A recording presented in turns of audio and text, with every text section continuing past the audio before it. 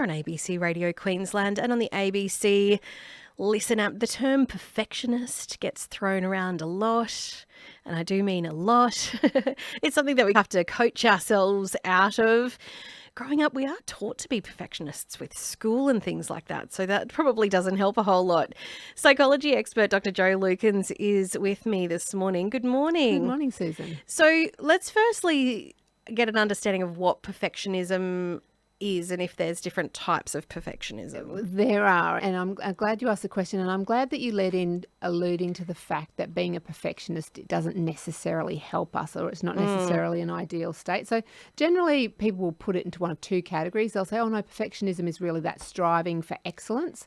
And generally people who are looking to do that, it's generally happening for them in a fairly healthy way. So it's about being your best, as opposed to those perfectionistic tendencies that can happen where people really get uncomfortable with new challenges, particularly if a task is tricky, and they get really self-critical. That's what we find. Children get self-critical and frustrated when they're not able to accomplish the task straight away. And that's when we start to see those perfectionistic tendencies. And we know that it's not generally a helpful way to travel through, because we're just setting ourselves up for failure. Is it nature or nurture, or a bit of both? I'm inclined, yes. In children, I think it's a little bit of both, but certainly we can do a lot to encourage it from the external environment. That's something for us to be mindful of. And in terms of our mindset and our approach, it's always something that can be adapted and changed. Because we do live in a culture that kind of rewards perfection. Yes. And that striving perfection. Yes. Oh, the irony. And you know what, Susan? That's okay. It's all good. Embrace the errors. Embrace it. Now, we are talking about this through the lens of children today, but it might be something that you can recognise in yourself. So how do you recognise if your child or yourself is a perfectionist? Yeah, those are the things that you are essentially looking for, is that self-criticism and that frustration that children will have.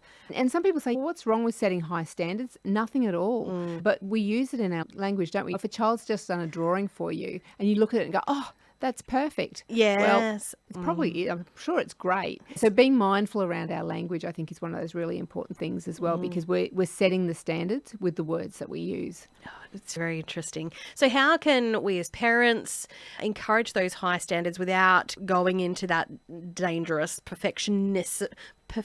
Oh my God. Dr. Jo, what have you done to me? We've got another one of those words, haven't we? It's certainly encouraging our children to strive for excellence where it's appropriate is a really great place to start. So striving for excellence in schoolwork obviously is one of those obvious examples that we might think about, but striving for excellence the very first time your child gets onto a bike and tries to learn how to do it. Embrace the errors, because every mistake you're getting closer to success. I think it's being mindful about where your children are at and what they're actually doing. We talked before about trying to avoid the word perfect, because I don't know. I know my parenting, maybe I'm just reflecting on that, but I don't think perfect is a word that you would have ever used to describe it. I hope that I had excellent moments in amongst all the others that I would have had.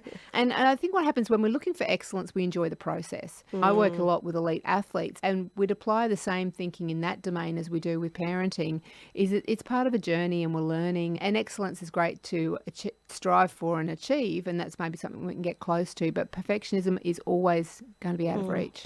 You've got to start somewhere. That's a key part of this, right? Oh, Talk about the absolutely. power of yet. That's something that I've seen increasingly lately. It's such a great word, yet. If all the listeners want to reflect on what you were like at maths at school, there'll be some people who will be, punching the air because they were awesome at it. There'll be others that will say that they're no good at maths. And so if we think of all those children that are at school today, and if we were to ask them and they said to us, I'm no good at maths, then a nice way to change that and get you closer to more of an excellence mindset than setting yourself up for disappointment is to go, I'm not good at maths yet. I'm not good at riding a bike yet, but I will be. So it's that it recognises that potential for growth and improvement. And even if a child does something and they've done a good job, depending on age appropriateness, you might say, I think you've really done a great job here. I think one day they were going to see you improve on this. So setting the standards and the expectations that growth is a journey, and every expert was once a beginner. Yes, we all have to start somewhere, and it's no one ever was the best at something first try, probably. How can parents demonstrate that perfection is not actually attainable? Oh, we can do that all the time. I miss I didn't quite get the timing right on a banana bread the other day in my household. And so it had that sort of gooey bit in the middle. And so when those sorts of moments happen, why don't we role model surviving things that aren't perfect? It was not the perfect banana bread. Still tasted pretty good with custard, though, I must say. But we need to be vulnerable in front of our children again in an age-appropriate way to help them to understand that our days are not full of perfection, that we might strive for excellence. Sometimes we get close, sometimes we don't. But I know we encourage conversations in our household about how our day has gone. And I've shared along the years when I've made a mistake, when I've made an error, and helped my children to understand it's a very normal thing to have happen. Yes, and you probably use the power of yet. It's not quite cooked yet. I'm going to eat it anyway. Yes. The fun, when we're talking particularly kids' sport, kids will like to win. Parents will like their kids to win, as we see.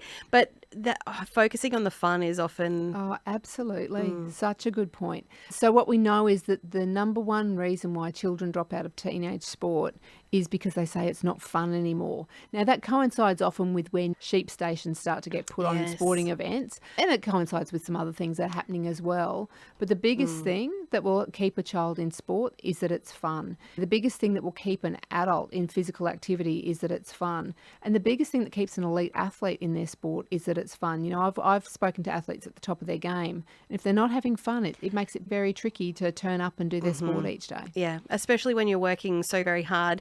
Dr. Jo Lukens, our psychology expert, thank you very much for your time this morning. Good to talk to you.